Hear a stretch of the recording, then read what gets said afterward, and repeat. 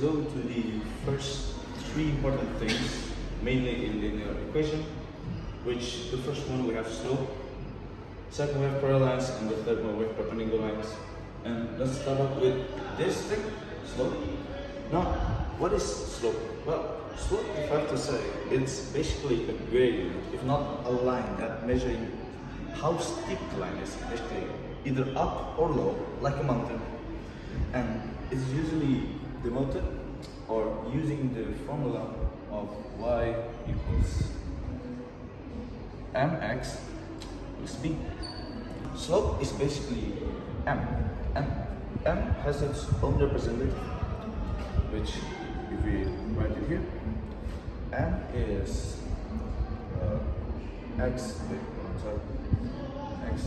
y2 minus 1 divided by x2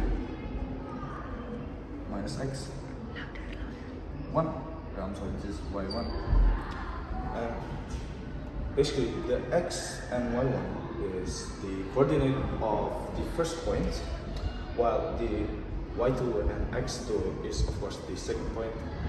And in parallel lines and perpendicular lines, they are going to use this equation as well, or we can say formula. Now we're going to the first type of lines, which is the parallel lines. Now, parallel lines is basically a line where the graph have the same amount of slope in these two different equations. For example, look at this. They have y equals 2x and y equals 2x, but because this is the same, they form into a line where they don't collide with each other, but have the same synergy. And this is what makes the parallel lines different with the perpendicular lines. Now, the perpendicular lines is basically a slope where the slopes has a negative reciprocals of each other. Basically, the slope of perpendicular lines for the other one, because this is the main equation. Now, in order to not make the same things at the parallel lines, which they are the same, we use the equation of, and this is what makes perpendicular lines and parallel lines different, because they actually use a negative. So it will come back. The second line of the graph will come from bottom, or we can say the opposite side.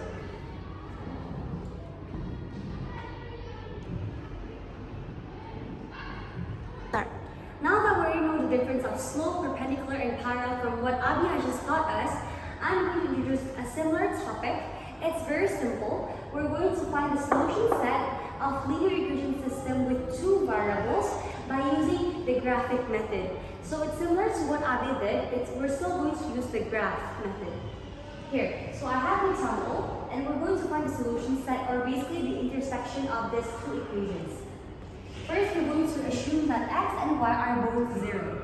So if x is 0, then y will become 2. Likewise, if y is the one who's 0, then the x will become 3. We can prove it simply by, let's say, if y is 2, so 2x plus 3y, 3 times 2, equals 6. This will be 2x plus 6 equals 6. 6 minus 6 is already 0, so x is ultimately 0 as well. So here we can already prove it. So from this equation, the coordinates that we get is 0.2 and 3, 0. This is the coordinates from the first equation. Moving on to the second equation, it's the same again. We're going to assume that x is 0 once again. If x is 0, then y equals -2. Okay? Then if the y is 0, the x will become 1. We don't need to prove it again because I've already did, and it will be the same again for this equation. Now, from this equation, then the coordinate plane that we have is 0 and -2 and 1 and 0. You must remember that x will always come before y when we're doing it in the coordinate plane. So now that we have these four coordinate planes, we're going to put it in the Cartesian plane. Okay, 0.2. 0.2 means it's going to be here, because x first, 0.2. 0.2. Next one is 30. 30 will be here. 3x 0. That one 0.2. 0.2 it's here. And lastly, 1.0, which is 1.0. Where is it? 1.0? Oh, sorry, it's negative 1.0. Negative 1.0, then it's here. Now that we have played all of this, I'm just going to draw a line to find the intercept. Roughly like this.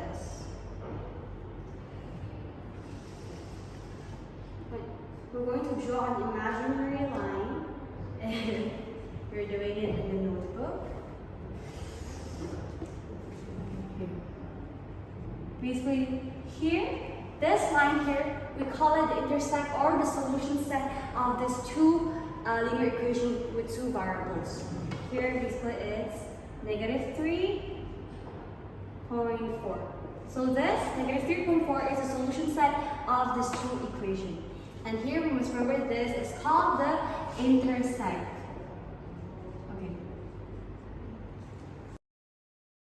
Okay, moving on is the elimination and substitution method. We're going to start with the elimination method. So just like its name, elimination, we're going to choose the variable that we want to eliminate first. In this solution set, I'm going to eliminate y first. So first what we're going to do is to match the coefficient with by multiplying with the appropriate number. So in this case, we're going to multiply this equation with 1. And this equation with 3. So I'm going to times this. Okay, as you can see here, after multiplying, it's still going to be x plus 3y equals 1. While this equation, after being multiplied by 3, it's going to be 6x minus 3y, which equals 27. Now that we have got this, both of these 3y is already the same. So what we're going to do is just to add this. Add this will become 28 cross x plus 6x will be 7x. Therefore, the x, we already get this, it's 4. So x is already 4. Now that we already got x, we're going to find how much is the y. Okay, same, we're going to times the coefficient with the same number. This one will become times 2. And this will be times 1 only. Same, we're going to times n, which is 2x plus 6y equals 2 times 2x minus y equals 9. Now that we can get this, we can easily cross out the x. We eliminate x at the second equation here. And then y would become 7y equals negative 7, which means y will become negative 1. Here, from this at y, we got negative 1, and then x is 4. So the solution set is simply 4, negative 1, which we're going to plot it in the coordinate plane if we need it.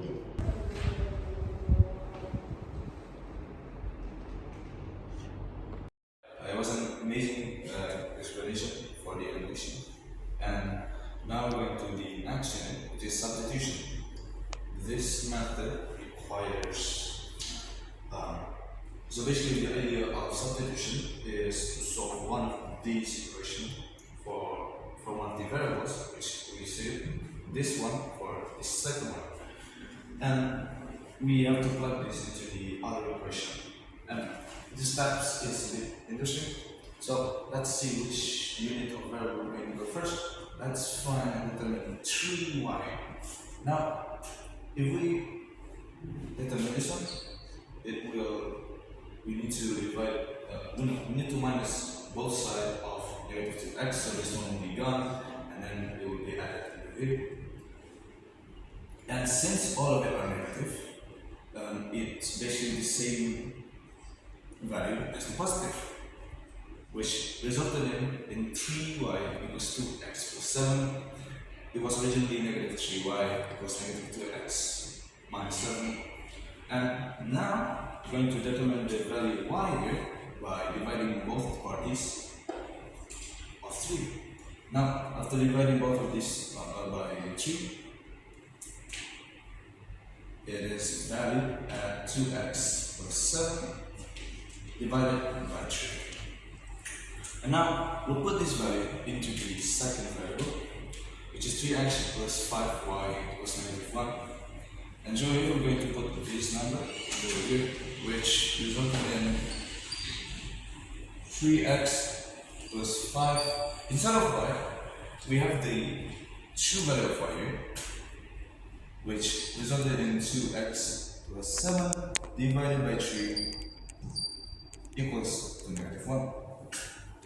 And this number, and now we're going to try and times the number 5 here with 2x plus 7 because it could be divided by 3, which resulted in 3x plus 10x plus 35. Remember, 5 times 7 equals 35 divided by 3 equals negative 1. And because we have the divided variable, we're going to times every side by 3, so it could all be balanced out. Now, after finding the value of this, all we need to do is some simple math. 9x and 10x are the same variable because they have these x's, and we're in them up, it's equals to 9x and 19x. And we're going to minus 35 in both sides, so this one will be gone, it will be disappearing. So basically, we're making this one and we put it in here. It was negative 35, which resulted in negative 35 minus 3, which is negative 38. And what you get is x equals negative 2. And this, and now, after finding the value of x, which is negative 2, we're going to substitute that in here, which 3y equals 2x plus 7. And after finding out the true value of x, which is negative 2,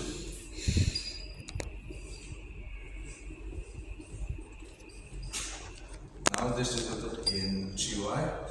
2 times negative 2 equals negative 4 plus 7. And 7 divided minus 4 equals 3, which means that y is the same value as 1. And this resulted into a very important thing in line graph in order to determine the variable. X is negative 2 and y is 1. That's the process of substitution method.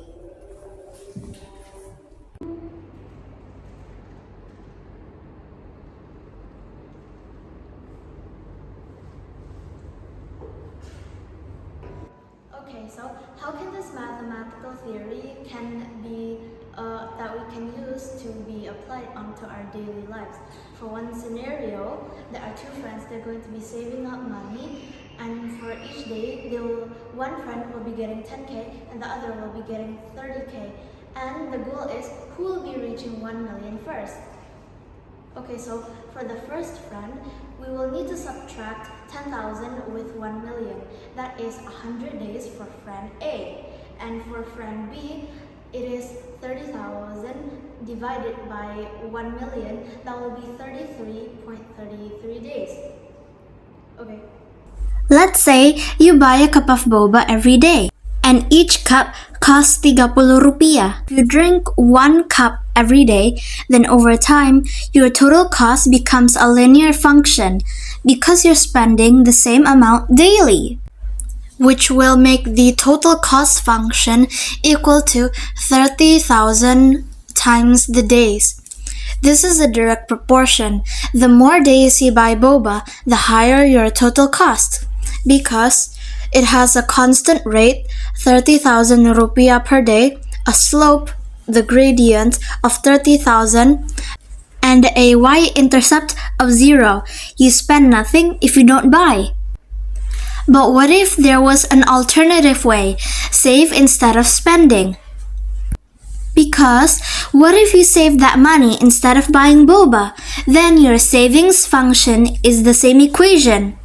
the savings will still equal up to 30,000 times the days. The only difference is how you intercept the output. One money is gone, the other money is accumulated.